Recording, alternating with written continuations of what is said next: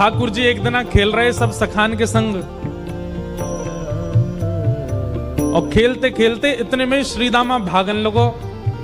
ठाकुर जी बोले, ए श्रीदामा कहां को जा रहे है? श्रीदामा बोलो, लाला ससुराल जा रहा हूं अपनी।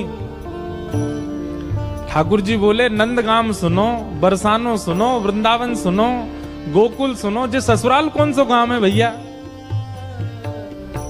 श्रीदामा हंस के बोलो, लाला ससुराल गांव को नाम ना है। तो बोले, फिर कहा है ससुराल? बोले, जब ब्याह है जाए ना तो अपनो घर तो पीहर है और पत्नी को घर जो है का वो ससुराल है। ठाकुर जी बोले, जे पत्नी कौन होवे? बोले, लाला जैसे नंद बाबा की तेरी मैया यशोदा पत्नी है, ऐसे ही मेरा ब्याह है रो, मैं पत्नी लेवे जा रहा हूं, तो पत्नी के घर को ससुराल के में। ठाकुर जी गए श्रीदामा के पास, ओए श्रीदामा मेरो ससुराल कौन सा है? मेरे ससुराल को नाम बता।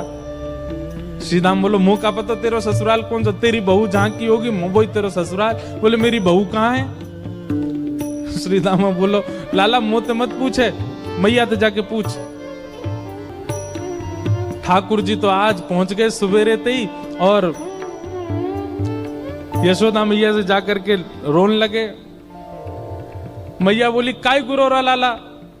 बोले, मैया तेने मुझे इतनी बड़ी बात छिपाई। मैया बोली, कहा छुपा दियो मैंने? बोले, तेने मेरी ससुराल को नाम ना बतायो आज तक। मैं 3.5 बरस को बूढ़ा है अभी तक मो मेरी ससुराल ना पतो, और वो श्रीदामा अपनी ससुराल गए बहू लेवे। यशोदा मैया बोली, लाला तेरी संगत सुधारनी पड़ेगी, सबरे सखा तो दिन ब दिन बिगाड़ते जा रहे हैं।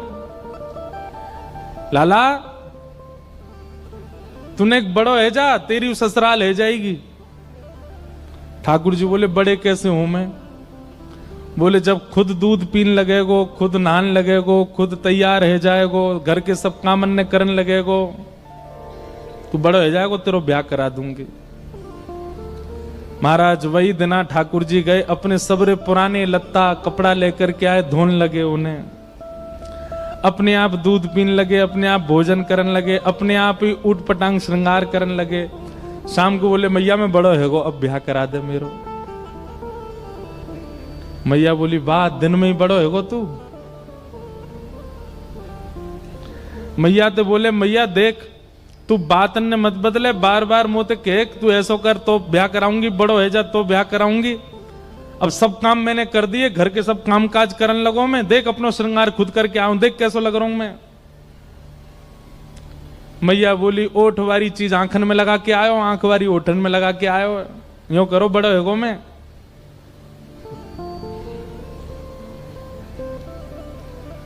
ठाकुर जी बोले, मैया मेरो ब्याह करा दे, नहीं तो श्रीदामा बहू लेके आ रहा हूं, बाकी बहू ले आऊंगा मैं, वही की बहू को ले आऊंगा, वही की ससुराल को अपना बना लूंगा।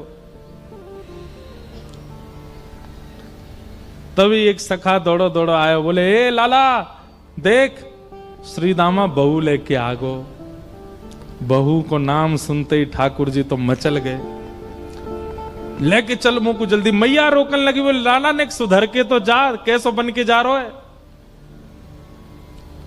ठाकुर जी तो दौड़े दौड़े गए, बोले, कहां ते आ रहे हो? बोले, वहां ते आ रही है, पालकी में बैठ के बाकी बहू आ रही है। ठाकुर जी पहुंच गए, बीच रास्ता में रोक ले, सबको कथा पता है। माधवी की मां ने पहले ही मना करके भेजा था कि बोले, तेरे सखा, तेरे पति जो श्रीदामा, उनके जो सखा कृष्ण है, उनको मुख मत दिखाइयो। ठाकुर जी पालकी में घुस गए, हाथ पांव जोड़ के कहने लगे, भाभी जी एक बार ने अपना मुख दिखाए दो, लेकिन माधवी ने नहीं दिखाया। अब देखो, भक्त नहीं चाह रहा है कि ठाकुर जी को मैं मुख दिखाऊं, पर ठाकुर जी तो देख रहे हैं ना। आप कितनों भी उनको देख लो, लेकिन आपके चित्त में भक्ति को संचार तभी होगी जब उनकी कटाक्ष आप पे पड़ेंगे। तो एक बात तो सिद्ध है कि यहां बैठे जितने भी हैं, एक बार भी यदि नाम के प्रति प्रेम आपके चित्त में बढ़ रहा है तो ठाकुर जी ने कभी तो देखे, भूल के ही सही देखे तो हैं हम, तभी हमारे चित्त में भाव उत्पन्न। ठाकुर जी कह रहे हैं देख ले, बड़े बड़े जोगी, बड़े बड़े तपस्वी, बड़े बड़े ध्यानी हमारे मुख को देखवे के काजे तड़पे, और हम तेरे सामने बैठे हैं, तू हमें मोहना दिखा रही अपनो। माधवी ने मुख नहीं दिखाया। ठाकुर जी बोले ठीक है, तड़पेगी मुख को देखवे के काजे। माधवी बोली मोए ना तड़पनो, मेरे पास मेरो खसम है, वही देख लूंगी, तुम्हें काहे को देखना। ठाकुर जी बोले वचन दे के जा रहा हूं, तड़पेगी। जैसे छोटे से बालक कभी कभी बड़ी बड़ी बात करते हैं तो बड़े लोग उसको मजाक में लेते हैं, ऐसी माधवी ने भी मजाक में लिया, देखा ही नहीं ठाकुर जी को। लेकिन ब्रज वृंदावन में तो और कोई काम ही नहीं। या दो हने बहनने मथनो पलेपो प्रेंखे खनार भरुदितो क्षणमार जनादो। श्री शुकाचार्य जी वर्णन करते हैं वृंदावन में कैसी स्थिति है। गोपियां दोहन करती हैं तो घर घर घर जो दही की मथनी की आवाज आती है ना, उसी में ही कीर्तन करने लग जाती हैं। कृष्ण ऐसे, कृष्ण के नेत्र ऐसे, कृष्ण की नासिका ऐसी, कृष्ण के कान ऐसे, कृष्ण को मोर पिछ ऐसा, कृष्ण की पीतांबरी ऐसी, कृष्ण की भुजा ऐसी, कृष्ण के चरण ऐसे। कोई गोपी अपने घर में चौका लगा रही है और चौका में पौंछा की जो छर्र छर्र आवाज आवे, वही छर्र छर्र ध्वनि में ही कीर्तन करने लग जाए, कृष्ण ऐसे, कृष्ण ऐसे। हसितम मधुरम चलितम मधुरम वमितम मधुरम मधुराधिपते अखिलम मधुरम। इन सबकी बातें सुनकर के मीराबाई, माधवी को ऐसा लगता है कि इन सब से तो मैं श्रेष्ठ हूं, कम से कम अपने पति की हूं, इन सब की तरह तो नहीं। पूरे दिन उस कृष्ण की प्रशंसा करती रहती हैं। सब गोपियां माधवी से कहती हैं अभी तक तेरे सामने आयो ना आए और तेने अभी तक देखो ना आए।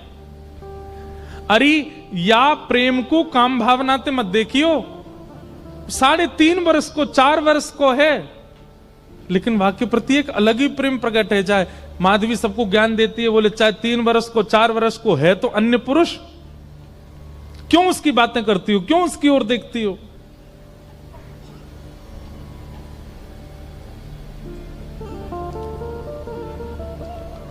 लेकिन 24 घंटे गोपियों के बीच में रहती माधवी को और कोई चर्चा ही नहीं सुनाई देती।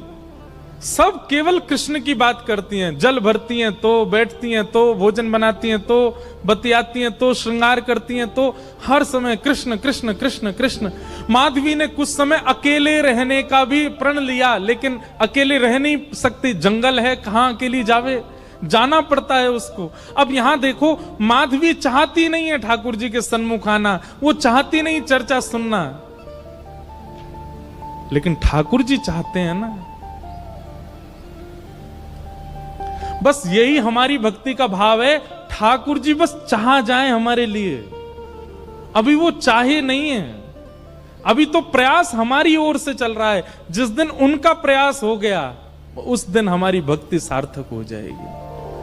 और वो प्रयास हमारे लिए करें, उसी के लिए सब नियम है।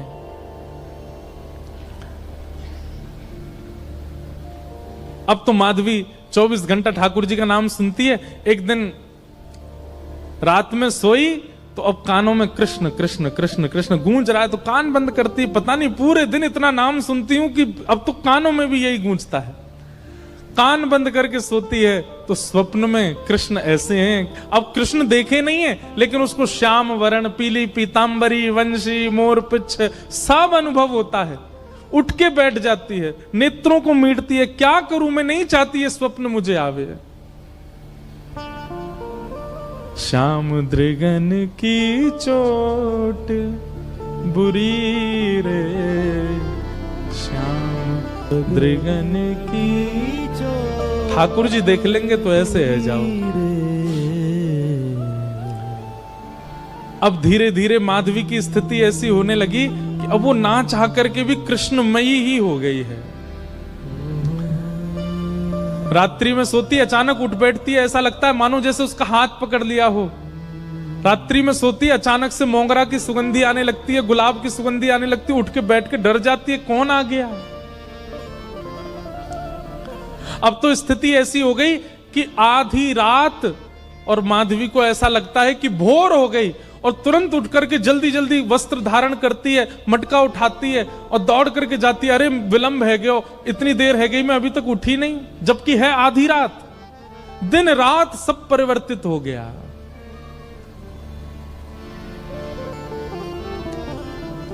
पहुंच गई यमुना तट, और यमुना तट जाकर के देखा एक भी गोपी नहीं है। तो माधवी को लगा कि मैं विलंब से आई हूं, सब शायद जल भर के चली गई हैं। जल भर के रोज जाती है माधवी, लेकिन आज पता नहीं उस पात्र में इतना भार कहां से आ गया कि स्वयं ही नहीं उठा पा रही है।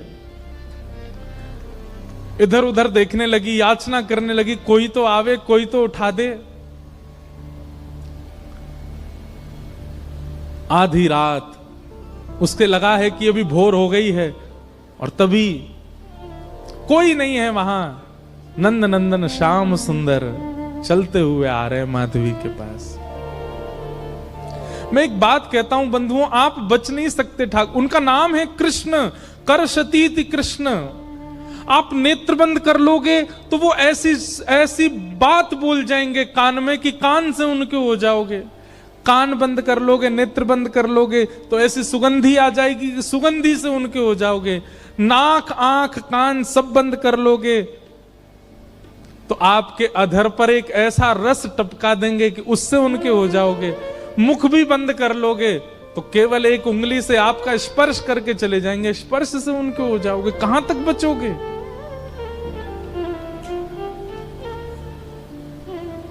माधवी की मति घूम गई है।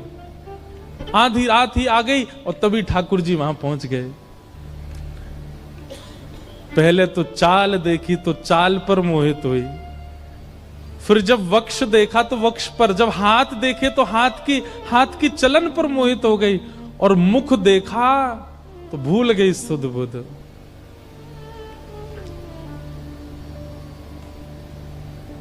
ठाकुर जी आए और आकर के मंद मुस्काए के बोले, हेरी गोपी उचाए ना पा रही, चल ले मैंने एक हाथ लगाए दूं, उचाले याकू। और एक तरफ से माधवी ने मटकी पकड़ी और दूसरी तरफ से ठाकुर जी आकर के नन्हे से गोपाल जी ने जैसे ही हाथ लगाया मटकी उठने लगी। लेकिन मटकी पर नेक सहारा देते माधवी रख लेती, ऐसा नहीं। ठाकुर जी मटकी उछा के जैसे जैसे मटकी उछ रही है वैसे वैसे ठाकुर जी लंबे होते जा रहे हैं, और बिल्कुल माधवी के नेत्रन के सामने आकर के खड़े है गए। कटाक्ष नेत्रों के सामने कोई गोपी टिक नहीं पाती, और माधवी को ठाकुर जी प्रत्यक्ष देख रहे हैं, सामने खड़े है के।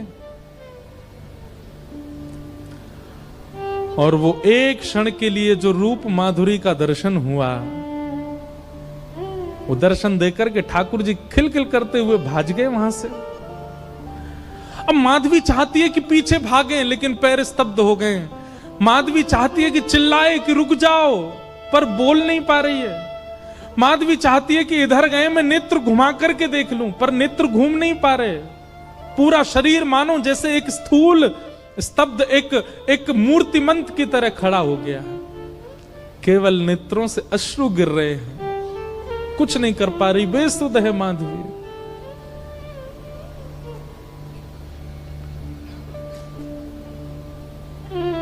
वहीं खड़ी रही तब तक जब तक भोर में गोपियां जल भरने नहीं आ गईं। अश्रु जलों से जल पूरा वस्त्र भीग चुके हैं माधवी के। और तभी सब गोपियां आई, आकर के देख, अरे ये माधवी ये पहले ही आ गई जल भरवे। सब ने जाकर के हिलाया, स्पर्श के बाद भी माधवी हिल नहीं पा रही है। बस नेत्र लाल पड़े हैं, अपलक नेत्र हैं, और नेत्रों से केवल अश्रु गिर रहे हैं। बोलना चाहती है, कहना चाहती है, चिल्लाना चाहती है, किसी को पकड़ना चाहती है, पर कुछ नहीं कर पा रही है। ये है ठाकुर जी की दृष्टि यदि पड़ गई तो ऐसी स्थिति हो जाएगी। तब एक गोपी गई और यमुना जल लेकर के जैसे ही माधवी के मुख पे छिड़को, माधवी तुरंत सचल जैसी हो गई और धड़ाम से मूर्छित होकर गिरी। गोपियां सब उसके चरण मसलने लगी, हाथ पकड़ने लगी, सिर सहलाने लगी। और जैसे ही होश में आई, होश में आती बस रो रही है और पूछ रही है वो कहां है, मोहिनी मूरत सांवली सूरत, वो कहाँ है? श्याम दृगन की चोट बुरी रे, श्याम दृगन की चोट बुरी है, श्याम दृगन